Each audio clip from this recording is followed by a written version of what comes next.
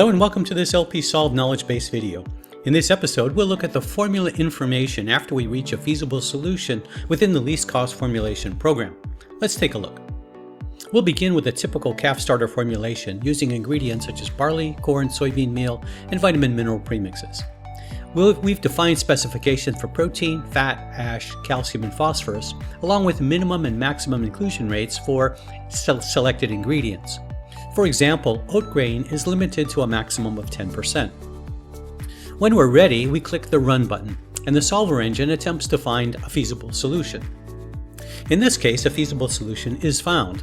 The solver has identified the combination of ingredients that meets all requirements at the lowest possible cost.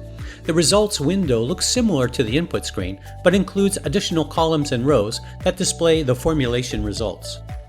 The column on the far right, highlighted in green, shows the actual formulation. This is the solution generated by the solver.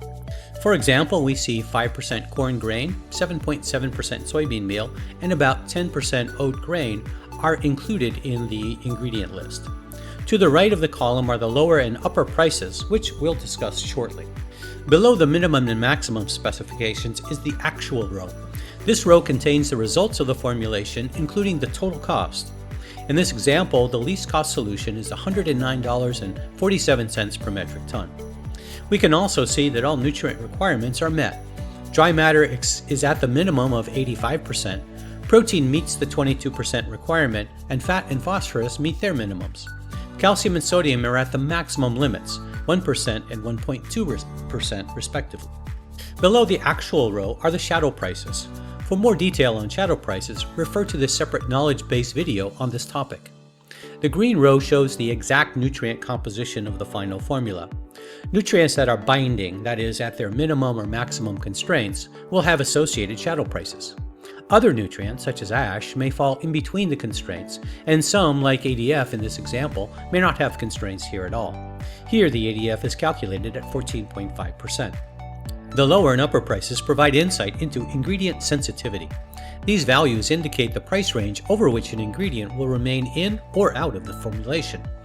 For example, barley is not included in the current solution at a cost of $120 per metric ton.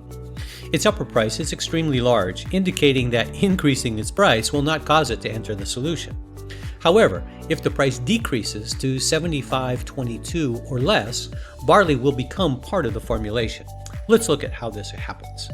If we reduce the barley price to $75 and rerun the program, barley enters the solution at 4.14%. The solver recalculates the formulation and updates the lower and upper prices accordingly. All nutrient requirements are still met, and the total cost decreases slightly, from $109.47 to $109.46 per metric ton. These price ranges are very useful for understanding formulation sensitivity.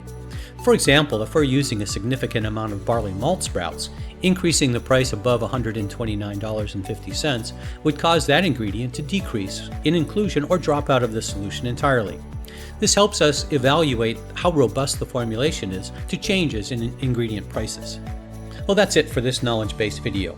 We've reviewed inclusion rates, nutrient specifications, the total cost, and price sensitivity within the formulation. Thanks for watching, and be sure to check out other LPSolve knowledge-based videos to learn how to get the most out of the program.